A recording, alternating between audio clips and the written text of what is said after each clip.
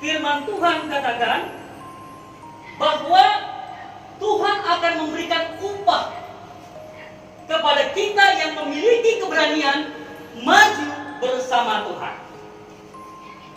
Itu judul yang diberikan kepada saya. Ketika kita mendapati di depan mata situasi kondisi sulit, maka logika kita bilang ini sulit. Itu normal ya. Kalau ada masalah seperti itu, secara manusiawi kita akan katakan ini sulit. Yang dulunya mungkin gaji kita 2 juta, kita merasa cukup karena kita sudah punya kemahiran untuk mengelolanya. Tiba-tiba kita hanya mendapatkan 1 juta, pasti bingung. Betul? Dan kita akan katakan itu sulit.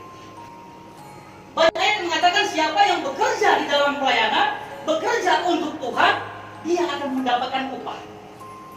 Upah yang paling mahal yang diberikan Tuhan kepada kita adalah kesehatan. Kalau kita saat ini masih sehat, itu adalah berkah yang luar biasa dari Tuhan.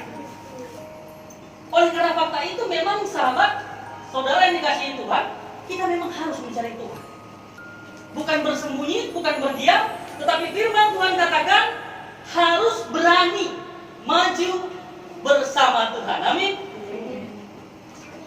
Yang menjadi catatan penting di sini adalah bersama Tuhan. Kalau engkau maju sendiri tidak bersama Tuhan, tidak ada yang bisa menjamin engkau bisa mengatasi situasi kondisi sulit seperti ini. Maju bersama Tuhan dalam hal mengikut Tuhan, saya melihat ada 3 perspektif di sini. Yang pertama dalam konteks pelayanan gereja.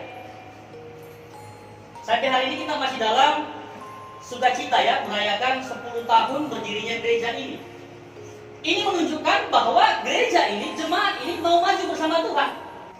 Tentu ada kendala, tentu ada kesulitan, tentu ada masalah. Tetapi sekali lagi saya katakan, kalau maju bersama Tuhan, maka kita akan melihat 3 hal yang nyata. Yang pertama adalah kita akan melihat dan mengalami mukjizat dalam kemustahilan. Amin. Kita bisa melihat di ayat ini. Mari kembali perhatikan buat Bapak Ibu yang membawa Alkitab. Di ayat 3. Lalu orang Israel berseru kepada Tuhan, sebab Sisera mempunyai 900 kereta besi dan 20 tahun lamanya ia menindas orang Israel dengan keras. Ada kemustahilan di sini. Bangsa Israel pada saat itu percaya bahwa mereka memang pantas dijajah. Dan mereka juga tidak mengerti bagaimana cara melawan. Kenapa? Karena penjajah, yaitu bangsa Kanaan, memiliki 900 kereta besi. Sementara bangsa Israel pada saat itu tidak memiliki alat perang yang memadai. Itu yang pertama, kemustahilannya. Yang kedua, kemustahilan berikutnya adalah mereka sudah 20 tahun dijajah. Orang yang sudah 20 tahun dijajah, saya membayangkan pikirannya ini menjadi pikiran tawanan. Pikiran seorang tawanan. Saya pernah melihat di YouTube Bapak Ibu, seorang perempuan berusia 10 tahun, masih lebih muda lagi, berusia 6 tahun barangkali.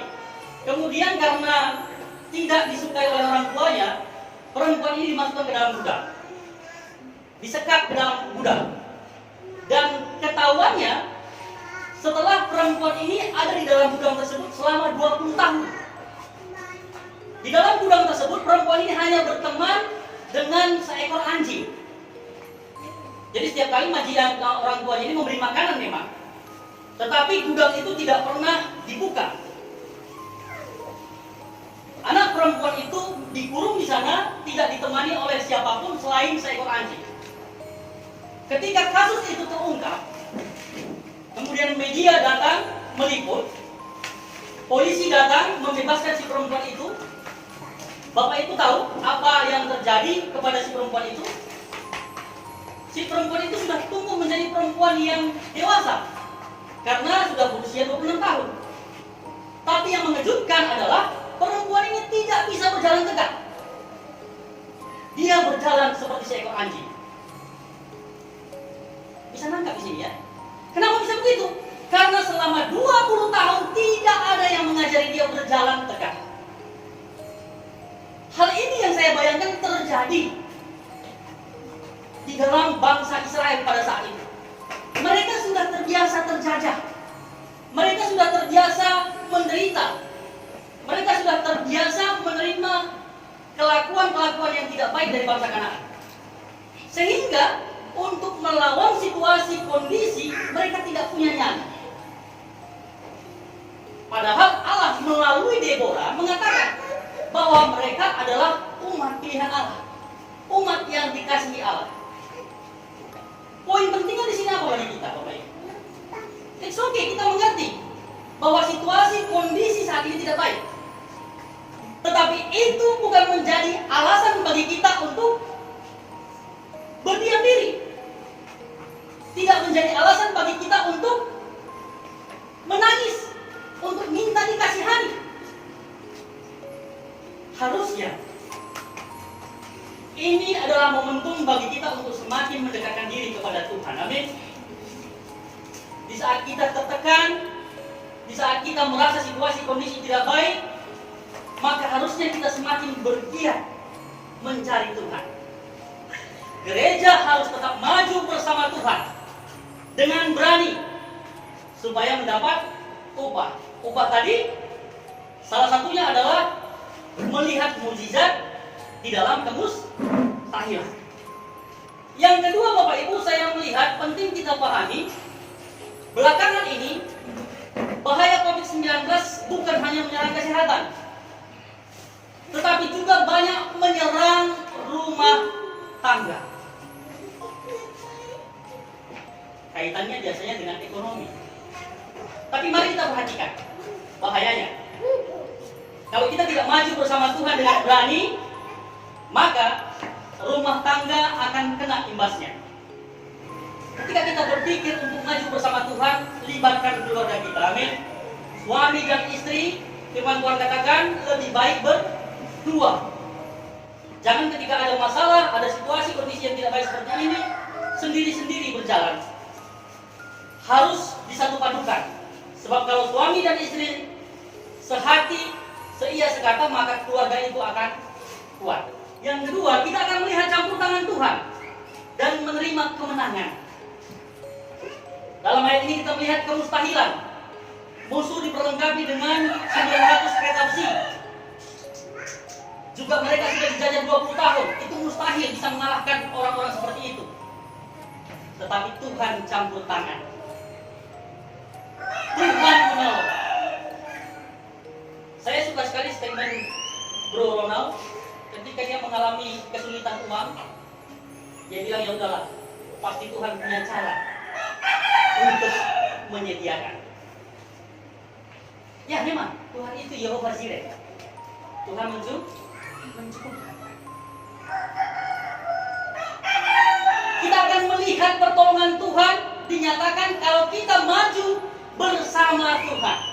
Matius 11 ayat 28 sampai 30. Marilah kepadaku semua yang letih lesu dan beban berat, aku akan memberi kelegaan kepadamu.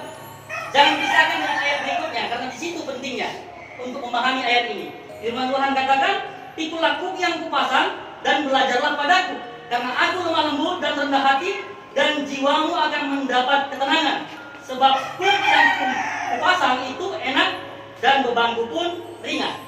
Jadi mari pahami, maju bersama Tuhan di sini adalah bersama-sama dengan Tuhan. Tuhan mendampingi kita. Luar biasa firman Tuhan. Di ayat ini dikatakan kuk. Saudara tahu arti kuk itu? Kuk itu adalah bagal yang dipasangkan kepada lembu untuk membajak tanah pada waktu itu supaya bisa ditanami tanaman.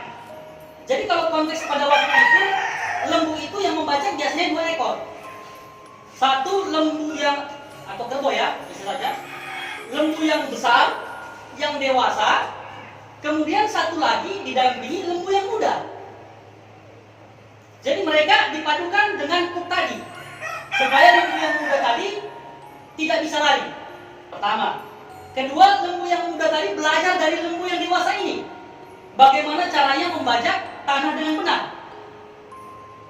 Jadi Tuhan katakan pikulah kuk, maksudnya bukan memberikan beban yang berat kepada kita, tetapi memberikan kemudahan.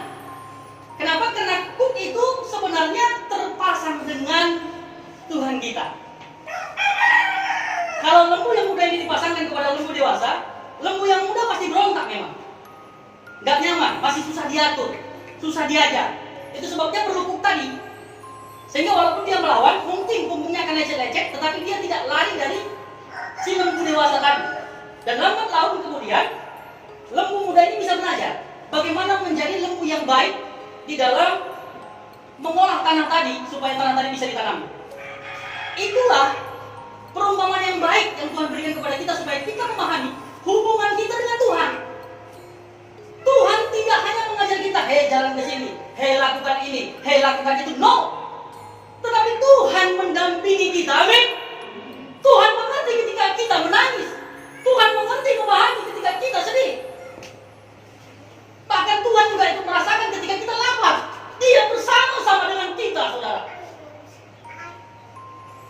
Dia tidak seperti nabi lain hanya bisa mengajarkan ini peraturan yang harus dilakukan. No. Tuhan kita Tuhan yang luar biasa. Dia bersama-sama dengan kita. Dia sudah merasakan penderitaan manusia ketika dia datang ke dunia, melayani, kemudian mati di salib. Ini luar biasanya iman Kristen. Itu sebabnya saudara dan saya tidak perlu takut. Mari maju berani bersama Tuhan. Sebab Tuhan katakan, akulah jalan dan kebenaran dan hidup. Tidak seorang pun sampai kepada Bapa kalau tidak melalui aku. Jangan sampai di antara kita meninggalkan Tuhan hanya karena situasi kondisi sulit seperti ini. Karena percayalah, Tuhan bersama dengan kita. Tuhan dipasangkan dengan kita. Sehingga ketika kita sakit, ketika kita menangis, meronta karena penderitaan, Tuhan tahu. Itulah yang dimaksud di ayat ini, Bapak Ibu. Tuhan tidak hanya menunjukkan jalan, tetapi merangkul kita. Tentu Bapak Ibu Saudara pernah melihat foto atau gambar di mana Tuhan memeluk. Amin. Di mana Tuhan merangkul anak domba yang dia gendong. Ya, dialah firman yang menjadi daging. Allah yang merendahkan diri untuk sebentar menyelamatkan manusia yang berdosa agar tidak binasa dan mendapatkan hukuman yang kekal. Oleh sebab itu Bapak Ibu Saudara yang dikasihi Tuhan, percayalah, miliki keberanian maju bersama Tuhan. Sekali lagi, bersama Tuhan. Pastikan saudara dan saya maju bersama Tuhan menghadapi situasi kondisi yang tidak biasa ini. Tuhan akan campur tangan, Tuhan akan memberi kemenangan. Mungkin kita belum melihat perubahan, mungkin karena situasi kondisi ekonomi kita melihat kita jadi sering bertengkar dengan keluarga mungkin. Malah kita dapati diri kita tidak mendapatkan upah yang layak mungkin karena situasi ini. Tapi bersabarlah, percayalah, tetap maju bersama Tuhan. Supaya kita berani maju bersama Tuhan, ayat 1 katakan, jangan lakukan yang jahat di mata Tuhan. Jangan lakukan yang jahat di mata Tuhan. Sebab kalau kita melakukan yang jahat di mata Tuhan, karena hati nurani kita sudah dihinggapi, Roh Kudus sudah berdiam juga di dalam kita, hati nurani kita tidak akan sejahtera kalau kita jahat di mata Tuhan. Itu yang membuat kita takut datang kepada Tuhan. Itu yang membuat kita tidak yakin doa kita dijawab, karena kita melakukan yang jahat di mata Tuhan. Mulai dari hal yang kecil, Bapak Ibu. Hal yang kecil begini, situasi kondisi begini, kita harus pakai ikat pinggang, khususnya di dalam membelanjakan uang. Saya pikir dapat dikatakan jahat kalau uang yang sedikit itu kita gunakan untuk hal yang tidak perlu, atau bahkan membeli sesuatu yang dapat merusak tubuh. Misalnya, jujur saya katakan kepada kaum bapak atau kaum muda pria, kalau situasi kondisi saat ini mengharuskan kita berhemat supaya tidak kekurangan, tetapi engkau malah memberikan uang untuk rokok, untuk alkohol, itu jahat di mata Tuhan. Karena hari ini kita diajar untuk berhemat, untuk menggunakan uang sebaik mungkin, karena kita tidak tahu hari esok mungkin lebih buruk dari hari